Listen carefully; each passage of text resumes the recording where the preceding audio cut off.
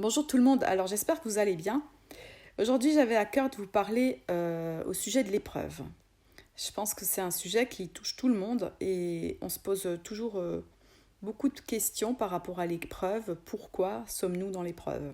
Alors je vais vous parler un petit peu de comment je perçois ou je comprends les choses et puis je vais aussi vous parler un petit peu de ce que je vis en ce moment. Alors d'abord on va planter le décor. En fait, le monde dans lequel on vit actuellement est ce que j'appelle un monde déchu. Alors ça veut dire quoi? Ça veut dire, alors Dieu a créé la terre, les cieux, tout l'univers, il a créé les animaux, les êtres humains, il a créé l'homme libre de choisir de chercher Dieu ou de vivre par ses propres moyens. C'est toute l'histoire de la Genèse. Euh, L'homme qui a décidé de manger de l'arbre défendu, celui de la connaissance du bien et du mal, au lieu de l'arbre de la vie. Il a préféré écouter le serpent ancien plutôt que d'obéir à Dieu. Puis à ce moment-là, c'est comme si l'homme avait délégué au diable l'autorité que Dieu lui a donnée sur toute la création. Et le diable est devenu son maître. C'est aussi à ce moment-là que l'homme a perdu sa relation avec Dieu, que le péché est entré dans sa vie. Et dès lors, le diable peut faire du mal à l'homme en le tentant par le péché, en blessant son âme, en blessant son corps par la maladie aussi, et en le faisant mourir. Alors Dieu a mis en place des lois spirituelles qui sont des lois qui sont là pour nous permettre de chercher à le connaître et qui sont là pour, on va dire, soit nous sommes bénis, soit nous sommes maudits en fonction de si nous obéissons ou si nous désobéissons à ces lois. Alors tout ce que je vous dis là, c'est écrit dans la Bible, bien sûr. Moi, je crois qu'en fait, dans ce monde, il n'y a rien qui nous arrive par hasard. Il y a toujours une cause que Dieu connaît. Parfois, il est seul à la connaître, on va dire. Et parfois, il nous la révèle au travers du Saint-Esprit. Alors, même si le diable est le prince de ce monde, Dieu est souverain et il sait toutes choses d'avance. Il utilise aussi le diable pour ses plans et pour nous éduquer, pour nous conduire vers lui, le Créateur, vers Dieu, le Créateur, vers Jésus. Au travers de Jésus, pardon. Alors dans le monde déchu dans lequel nous vivons, c'est un monde dans lequel existe le mal et dans lequel le diable, il prend le pouvoir pour voler, pour détruire, etc. Ça, c'est aussi écrit dans la Bible. Mais la bonne nouvelle, c'est que Jésus, le Fils de Dieu, est venu sur la terre il y a 2000 ans environ et qu'il est mort sur une croix où il a porté la malédiction du péché, où il a porté nos maladies. Il est ressuscité pour nous permettre aussi à nous d'être sauvés, d'être guéris, d'être réconciliés avec Dieu, le Créateur de l'univers. Et aujourd'hui, Jésus est vivant et c'est par lui que nous pouvons passer pour être en contact, en lien avec le Père. Et notre espérance aujourd'hui, c'est sa promesse de la vie éternelle dans des corps qui seront entièrement restaurés et sur une terre qui sera elle aussi entièrement restaurée. Ça, c'est notre espérance. Mais alors voilà, en attendant, notre vie, elle est parsemée d'épreuves que Dieu permet et qu'il utilise pour nous apprendre beaucoup de choses. Bien sûr, il existe différents types d'épreuves et différentes raisons à l'épreuve. Il y a des épreuves qu'on peut vivre qui sont clairement liées à la désobéissance, à notre désobéissance. Puis il y a d'autres épreuves qui sont juste liées aux circonstances de la vie, à des choses que, en fait, ça nous tombe dessus, on n'a rien choisi. Voilà. Alors j'avais à cœur de vous partager un témoignage personnel à ce sujet-là, pour vous dire un petit peu ce que le Seigneur il m'enseigne au travers de l'épreuve. Voilà. Alors en 2012, quand on était en famille en Croatie en vacances et j'ai fait un AVC. À ce moment-là, j'ai atterri dans un hôpital plutôt vétuste et je me suis retrouvée tout à coup dans un lit au milieu d'un couloir, d'un hôpital complètement délabré. J'avais personne à côté de moi qui m'avait accompagnée parce que mon mari était resté dans une pièce. En fait, il lui avait pas dit qu'ils étaient en train de m'emmener sur un étage. Et j'étais là, il y avait plein de lits, plein de malades, enfin voilà, plein de gens qui parlaient juste le croate que je ne comprenais pas. Et j'étais complètement perdue dans cet hôpital. Et en fait, l'AVC que j'étais en train de faire, il s'est manifesté par une diplopie, c'est-à-dire que j'avais un œil qui restait bloqué et pendant que l'autre tournait, donc ça veut dire que je voyais double. Et en même temps, il y avait quelque chose qui bloquait au niveau des émotions parce que je pleurais en continu sans pouvoir m'arrêter d'une façon assez rythmique comme ça. Et puis, je n'arrivais pas à tenir debout, ça tournait. J'avais un vertige qui me faisait tomber sur le côté droit. Et donc j'étais allongée dans ce lit jusqu'à ce que quelqu'un s'occupe de moi, mais je comprenais absolument rien de tous les gens qui passaient autour de moi. Mais en fait, juste pour le moment, j'étais juste de côté dans le couloir, en train d'attendre je ne sais pas quoi, puisque j'avais pas trop compris ce qu'ils étaient en train de faire avec moi. Et là, perdue au milieu de ce grand hôpital, enfin de cet hôpital vétuste, je me suis dit, oh là là, non mais c'est pas possible. En fait, comme j'avais été infirmière quand j'étais plus jeune, ben, j'avais compris que j'étais en train de faire un AVC. Et là, je me suis dit, mais c'est pas possible de faire un truc comme ça en vacances, c'est juste l'horreur. Et là, je me suis dit, en fait, il n'y a plus qu'une solution, c'est de prier. J'avais plus qu'une solution, c'est de demander à Dieu de me guérir.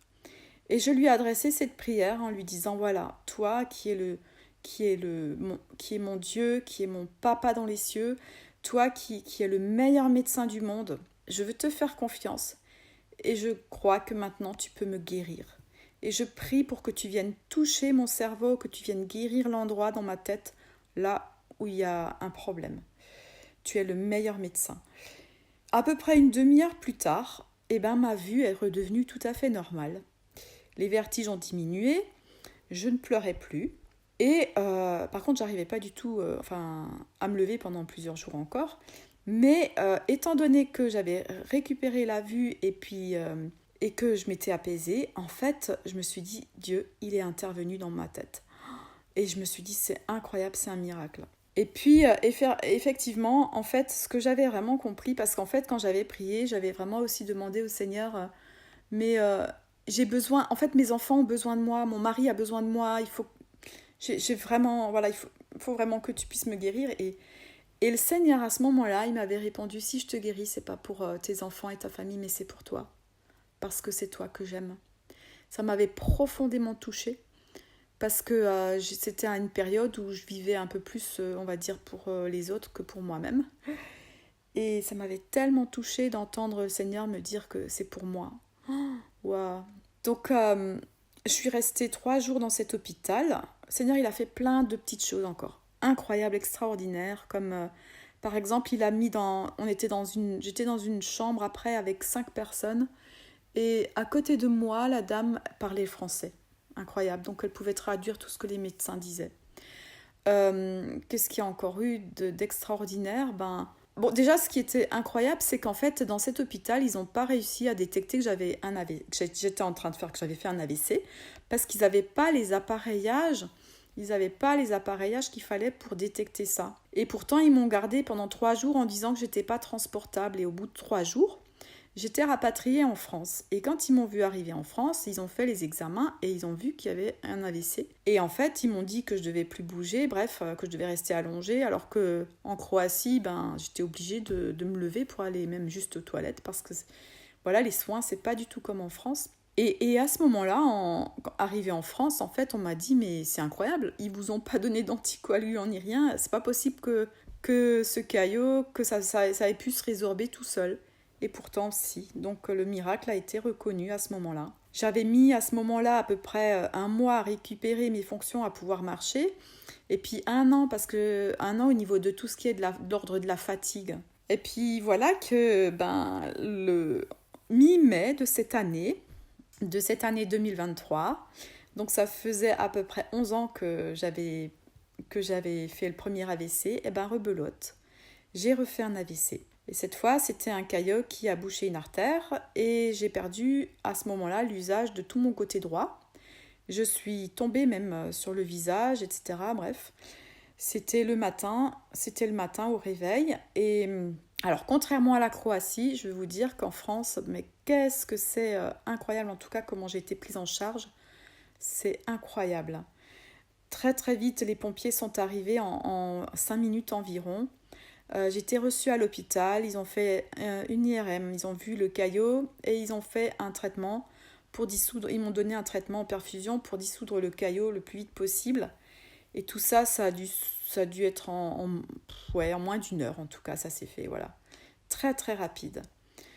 Et j'ai donc récupéré très rapidement la fonction, la motricité de mes membres. Et donc actuellement, je suis on va dire en convalescence par rapport à ce qui vient de m'arriver, parce que je suis un peu ralentie, encore au niveau de ma tête, on va dire, de ma mémoire, de ma réflexion, et au niveau d'une main, en fait, qui est, la main qui est un petit peu, qui n'a pas les mêmes sensations encore qu'avant. Mais les choses, elles sont en train de revenir et ça va revenir. Voilà, et puis en fait, ce qui se passe aussi, suite à ce que je viens de faire, comme c'est pour la deuxième fois, il y a aussi une intervention chirurgicale par laquelle il faut que je passe encore prochainement. Voilà, en gros, en fait, ce qui s'est passé. Donc alors moi, en fait, je me demandais, je sais pas, toi, si tu écoutes, si tu connais Jésus, c'est cool, mais si tu connais pas Jésus, franchement, je me dis, mais quand une personne qui connaît pas Jésus, elle vit des choses comme ça, je me dis, mais comment elle fait? Comment cette personne, elle fait pour vivre son quotidien? C'est vraiment la question que je me pose, parce que c'est sûr, moi, en fait, j'arrive pas à imaginer, parce que je connais Jésus depuis toute petite, ouais. Du coup, je peux absolument pas m'imaginer une vie sans lui. Donc, dans tout ce que je vis, j'ai vraiment besoin de lui chaque jour. J'ai besoin de lui pour avancer, j'ai besoin de lui pour être juste dans sa paix, pour être rempli de sa joie, et que même dans l'épreuve, je puisse continuer à être rempli de l'espérance. Et voilà, c'est lui ma source, en fait. Il est ma seule source d'espérance. Alors, ce que je dois dire qui m'a aidé à tenir aussi bien la première fois que la deuxième fois, c'est de rester dans la reconnaissance de tout ce qui est en train de se passer et qui est juste beau, de tout ce que Dieu fait. Parce que même s'il y a des choses comme ça difficiles qui nous arrivent, en fait, j'ai pu remarquer que le Seigneur, il prend soin de nous même dans ces moments-là. Là, par exemple, il y avait une personne qui était là dans la maison, qui a pu appeler les secours en ce qui me concernait, alors que d'habitude, elle n'était pas là. Et à cette heure-là, en tout cas. Donc, c'est incroyable. Il y a plein de petites choses. Il y a, par exemple, aussi un autre petit détail. J'ai perdu la motricité, la fonction de mon côté droit. Et normalement, on perd le langage. Mais il s'est trouvé que, comme je suis gauchère, je n'ai pas perdu le langage et j'ai pu donner des consignes à la personne qui était là à la maison à ce moment-là.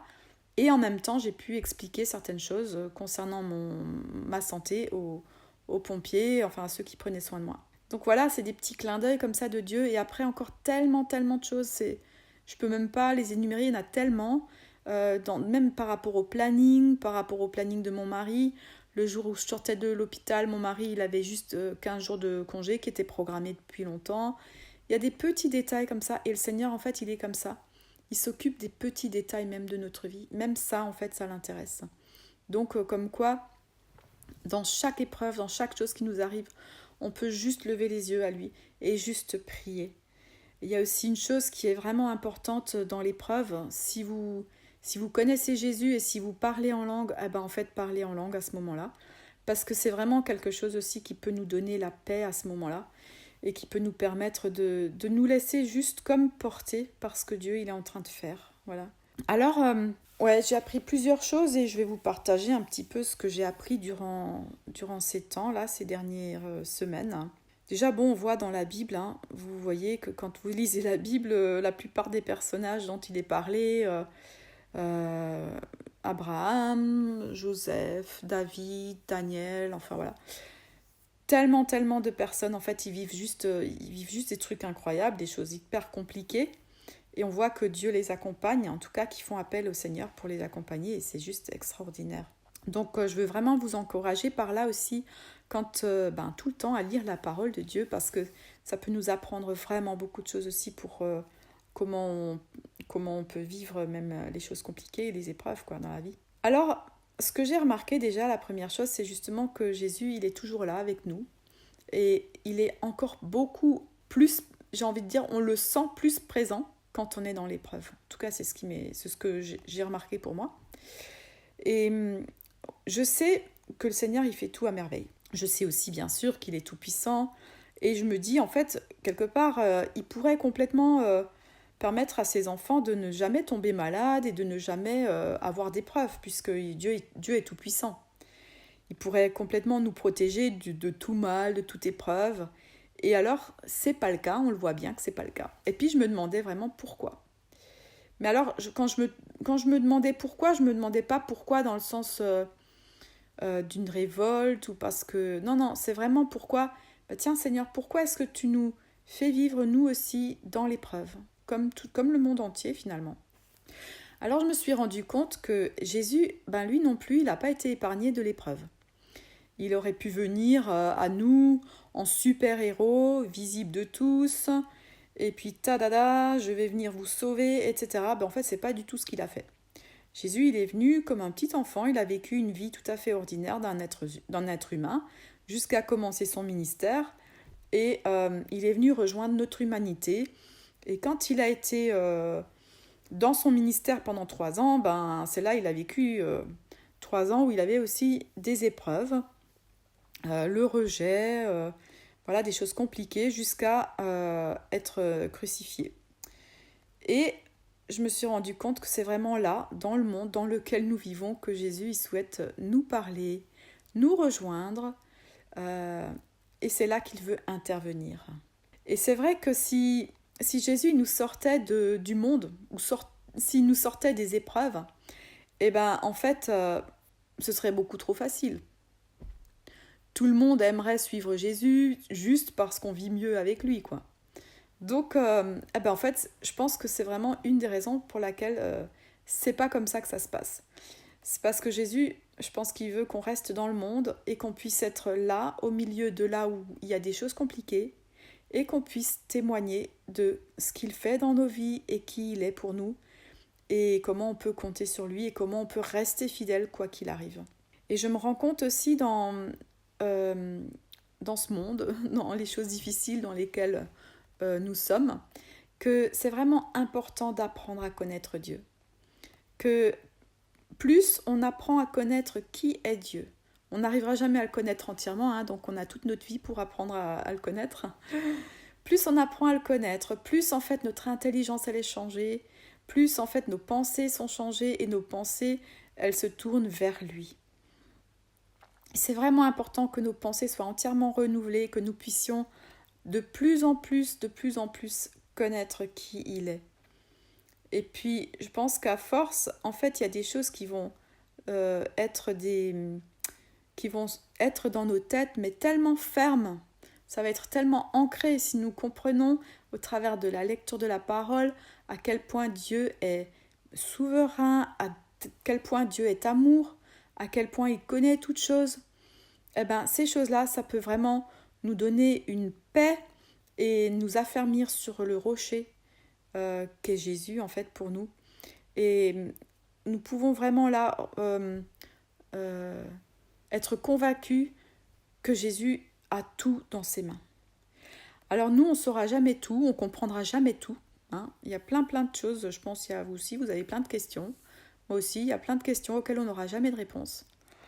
Mais dans des situations où on a des questions sans réponse, je pense que notre Papa dans les cieux, il veut juste qu'on soit comme des enfants, qu'on puisse être là en lui faisant confiance quoi qu'il arrive, et qu'on puisse se laisser juste porter par lui. On voit que Jésus dans la parole, quand il parle aux disciples, on le voit qu'il n'a pas dit qu'on n'aurait pas d'épreuves, au contraire. Il a dit qu'on passerait par des choses compliquées, si ce n'est que par le rejet, parce que nous appartenons maintenant à Dieu et que le monde nous rejette. Juste ça, mais il y a aussi plein d'autres choses. Et alors les épreuves, elles peuvent effectivement nous apprendre beaucoup de choses. Elles peuvent nous forger. Alors moi j'ai aussi plutôt l'impression que ça révèle aussi un petit peu où nous en sommes avec Dieu aussi. C'est vraiment dans l'épreuve que notre témoignage est fort. C'est dans l'épreuve aussi que Dieu il peut voir où est notre cœur, comment nous sommes attachés à lui. C'est là que Dieu il peut aussi voir est-ce qu'on va se révolter contre lui ou est-ce qu'on va rester vraiment confiant qu'il a tout dans ses mains et continuer de croire que son intervention divine elle est possible à chaque instant, que ce soit pour la guérison, pour nous accompagner dans certaines souffrances ou dans ce qui se passe. C'est vraiment là que notre témoignage est fort C'est là aussi qu'on va pouvoir être un témoin pour les autres. Je vis un peu l'épreuve comme si c'était comme un thermomètre qui vient un peu vérifier où on en est avec Dieu, si notre foi est juste superficielle, si elle dépend des circonstances, des bénédictions, ou alors si elle tient ferme quoi qu'il arrive. Et je veux continuer jour après jour à proclamer que Dieu est bon, que Dieu est bon, parce que la parole le dit et parce que je le sais, Dieu est bon. Et en regardant avec mes yeux tout ce qui se passe autour de moi et qui est juste beau et merveilleux et qui est de la bonté de Dieu, et à le remercier, c'est vraiment une clé pour pouvoir avancer tous les jours. Cette reconnaissance qu'on peut avoir envers notre Dieu. C'est vraiment aussi dans l'épreuve où le Seigneur il peut se manifester avec puissance pour toucher des cœurs, pour toucher aussi les autres qui vivent aussi l'épreuve. On peut leur dire, en tout cas moi c'est ce que je dis, c'est que je suis jamais seule dans l'épreuve, je suis toujours accompagnée et que je peux juste faire confiance à Jésus qui a tout dans ses mains. On voit par exemple ce que je peux vous partager, c'est que quand j'étais aux soins intensifs à l'hôpital, j'ai pu partager vraiment ma foi aussi à mon voisin de chambre et qui a dit c'est incroyable, on dirait qu'il y a quelqu'un qui veille sur nous, et je lui ai dit ben oui, je connais celui qui veille sur nous, et je lui ai parlé de Jésus. Et quand je suis ensuite plus tard arrivée dans la chambre, il y avait une autre personne avec moi dans la chambre, et c'était une femme plus jeune que moi et qui avait des séquelles d'un AVC. Waouh, c'était tellement touchant parce qu'en fait moi j'ai été guérie, et puis elle était dans un état et elle enviait, on va dire, le fait que je marchais, et ça m'a tellement touchée de la voir comme ça. J'ai prié, j'ai demandé au Seigneur pour qu'il intervienne pour cette femme qui avait encore un enfant qui était encore jeune, etc. Et je suis restée dans la chambre, enfin dans cette chambre pendant 4 jours je crois avant de sortir de l'hôpital. Et en fait le lendemain je voyais cette femme triste dans son lit, et je lui ai dit en fait la seule chose que je puisse faire pour vous c'est que je peux prier parce que je connais Jésus, et je peux prier pour que Jésus intervienne dans votre vie. Voilà, alors j'ai pu prier pour cette femme et elle a été touchée. Elle a pleuré, j'ai pu lui parler de Jésus. Et puis le lendemain, on a recommencé, je lui ai dit, vous êtes d'accord, je peux de nouveau prier pour vous. Et tous les matins, j'ai prié avec elle. Et j'ai vu cette femme qui était transformée au bout des 4 jours, et elle a elle-même dit, c'était impressionnant. Tout à coup, vraiment, un jour après l'autre, elle était devenue rayonnante dans son visage. Son visage, qui partait d'un côté, en fait, est devenu équilibré, rayonnante. Et même les médecins l'ont remarqué, le kiné qui venait, il y a plusieurs personnes qui ont dit c'est incroyable, et elle-même, le jour où j'étais en train de me préparer à sortir, elle m'a dit mais votre Jésus, il a fait quelque chose dans ma vie, votre Jésus, il m'a transformée, il m'a donné la joie, il m'a donné la paix, et je me dis mais c'est incroyable. Et même son corps, elle a recommencé à manger des morceaux, elle a recommencé à bouger une jambe, etc. Son corps tout doucement se rétablissait. Et je voyais comment elle avait été vraiment touchée, rencontrée par Jésus. J'ai pu lui partager ma foi, elle me posait beaucoup de questions, etc. C'était juste puissant. Alors après, elle est repartie dans un centre de rééducation, je lui ai laissé mes coordonnées, j'ai pas de nouvelles. Mais voilà, juste pour dire, en fait, je pense que ce sont des moments comme ça que le Seigneur, il veut qu'on puisse être là pour d'autres personnes qui vivent les mêmes choses, et pour pouvoir témoigner de qui il est, lui, dans l'épreuve. Alors oui, on peut dire merci Seigneur. Alors, pas pour l'épreuve, mais merci Seigneur parce que c'est lui qui connaît toutes choses, et il fait toutes choses au mieux pour nous. Et on n'a pas besoin de tout comprendre, on n'a pas besoin de tout savoir, mais on a juste besoin de le connaître pour pouvoir être porté dans ces circonstances, et pour réaliser encore combien Jésus, il est vraiment plus grand que l'épreuve, et combien il est avec nous dans l'épreuve, parce que lui-même, il connaît toutes choses, il a lui-même vécu l'épreuve. Alors une autre chose que j'ai apprise, et qui est vraiment aussi très, très forte, en fait, ce que le Seigneur m'a dit, c'est que, en fait, dans l'épreuve, quand il y a une personne qui vit l'épreuve, il donne l'occasion à tout le corps de Christ de se mobiliser, de se mettre en mouvement dans l'intercession et dans le service. Et ça, c'est vraiment pour nous donner l'occasion à nous d'être présents, d'être là. Et ça m'a fait penser au paralytique que Jésus a guéri parce que ses amis l'ont passé, ils l'ont fait descendre par le toit de la maison devant lui parce qu'il y avait tellement de monde, ils n'arrivaient pas jusqu'à lui et alors ils ont ouvert le toit, ils ont descendu le paralytique. Et ça m'a fait tellement penser à ça. Quand j'étais aux urgences là sur ce brancard, j'ai eu cette vision parce que j'ai réussi à envoyer un SMS à quelques amis pour prier et je pense que de leur côté, ma famille, c'est ce qu'ils ont fait aussi. Et j'ai eu cette vision, celle du brancard sur lequel j'étais couchée. Et ce brancard, il était comme si tout autour, il y avait des ténèbres. Et tout autour du brancard, il y avait des colonnes lumineuses qui montaient vers le ciel. Et j'entendais le Seigneur qui me disait, tu vois, tes amis sont en train de prier pour toi et ils sont en train de te faire monter devant le trône, de faire monter les prières devant le trône. Et j'entends les prières et je vais intervenir. Donc en fait, j'avais eu avant la guérison, j'avais eu cette promesse que le Seigneur, il allait intervenir à cause de toutes ces prières qui montaient et qui fusaient tellement vite. C'était comme des rayons lumineux. Hein. Voilà, c'était une vision que j'avais eue qui était très forte. Et en fait, je me dis, mais est-ce qu'on est conscient, est-ce que tu es conscient que tu fais partie d'un corps qui est le corps de Christ, qui est le corps de Jésus, qui est uni, et que même si tu connais pas les autres qui prient, parce que j'ai des amis qui se connaissent pas entre eux, mais en fait, tu appartiens à ce mouvement, tu es dans ce combat, dans ce mouvement qui va se mettre en route pour combattre et pour que le Seigneur, il intervienne. En fait, c'est juste puissant. Et j'aimerais que tu prennes conscience qu'à chaque fois qu'il y a un ami, quelqu'un de ton église, quelqu'un de ton entourage qui vit une épreuve, mets-toi en mouvement pour prier, pour intercéder, pour le servir si tu peux aussi intervenir concrètement. Mais juste même, je sais pas si c'est des personnes que tu entends de ton voisinage qui sont même pas au Seigneur, juste prévenir des amis chrétiens et dire voilà que tout le monde se mette ensemble dans le combat et dans la prière pour cette personne. Parce que vraiment, c'est une occasion où le Seigneur il peut rencontrer la personne. Donc de se mettre ensemble à prier. Et c'est juste puissant. L'unité dans la prière, c'est puissant. Alors j'en profite vraiment pour dire merci à tous ceux qui ont prié pour moi parce que c'est juste incroyable.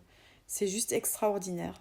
Voilà, et puis j'aimerais vraiment encore vous laisser ce que Jacques a dit dans la parole de Dieu. Donc on peut lire dans Jacques 1 au verset 2. Mes frères et sœurs, considérez comme un sujet de joie complète les diverses épreuves auxquelles vous pouvez être exposés, sachant que la mise à l'épreuve de votre foi produit la persévérance. Voilà, Seigneur, il nous apprend beaucoup de choses dans l'épreuve. Alors, même si on n'aime pas ça, et c'est tout à fait normal de ne pas aimer ça, en fait, on sait que le Seigneur, il nous parle et il nous apprend beaucoup de choses au travers de l'épreuve. Même si ce n'est qu'à comprendre tous ceux qui autour de nous vivent l'épreuve et à pouvoir aussi avoir de la compassion pour eux. Et puis il y a cette espérance aussi qui est, on va dire, ce qui arrive après cette vie sur la terre. Et on peut lire là dans 1 Pierre 1 à partir du verset 3. Béni soit Dieu, le Père de notre Seigneur Jésus-Christ, conformément à sa grande bonté. Il nous a fait naître de nouveau à travers la résurrection de Jésus-Christ pour une espérance vivante, pour un héritage qui ne peut ni se détruire, ni se souiller, ni perdre son éclat.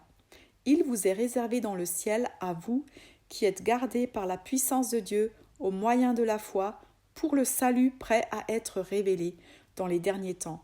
C'est ce qui fait votre joie, même si maintenant, puisqu'il le faut, vous êtes pour un peu de temps attristés par diverses épreuves. Ainsi, la valeur éprouvée de votre foi, beaucoup plus précieuse que l'or qui est périssable et que l'on soumet pourtant à l'épreuve du feu, aura pour résultat la louange, la gloire et l'honneur lorsque Jésus-Christ apparaîtra. Vous l'aimez sans l'avoir vu, vous croyez en lui sans le voir encore, et vous vous réjouissez d'une joie indescriptible et glorieuse, parce que vous obtenez le salut de votre âme pour prix de votre foi. Voilà, c'est fort quand même. Et ouais, j'aimerais vraiment aussi vous dire que je sais qu'il y a des épreuves vraiment terribles, hein, beaucoup plus graves, en tout cas beaucoup plus énormes que ce que je suis en train de passer. Et j'aimerais vraiment vous dire, gardez les yeux fixés sur Jésus, continuez d'intercéder, de prier, de croire qu'il va intervenir, qu'il peut intervenir, qu'il est tout puissant pour ça, qu'il est avec vous maintenant dans l'épreuve, mais qu'il peut aussi intervenir, aussi bien pour vous donner la paix, aussi bien aussi pour vous guérir. La guérison, c'est vraiment aussi quelque chose que Jésus veut pour nous, que le Seigneur veut pour nous. Donc on continue, quoi que les médecins disent, quoi qu'il arrive, de croire que la guérison, le Seigneur veut nous la donner. Alors on reste toujours, je pense c'est vraiment bon de rester dans un cœur de juste voir que tout ce que le Seigneur fait pour nous, c'est une grâce. C'est pas un dû. En fait, la guérison, c'est pas un dû. Tout ce qui se passe, en fait, tous les clins d'œil qu'il nous fait, toutes les fois où il nous relève, où il nous donne sa paix, sa joie, et où il nous guérit, c'est la grâce de Dieu. Voilà, c'est une grâce. C'est vrai que tout le monde ne guérit pas. On ne guérit pas tous. On ne guérit pas de tout. Parce que, voilà, on ne sait pas pourquoi. Mais on sait que le Seigneur est tout puissant pour intervenir. Et de rester dans cette ferme conviction que tout est sous le contrôle de notre Dieu. Et je suis aussi tombée ce matin encore sur ce verset que je trouve vraiment, vraiment beau aussi. Dans Michée 7, verset 7. « Mais moi, je regarderai vers l'Éternel. Je mettrai mon espérance dans le Dieu de mon salut. Mon Dieu m'exaucera. Ne te réjouis pas à mon sujet, mon ennemi, car si je suis tombé, je me relèverai. Si je suis assise dans les ténèbres, l'Éternel sera ma lumière. » Quoi qu'il en soit, le Seigneur est ta force, le Seigneur est ta lumière.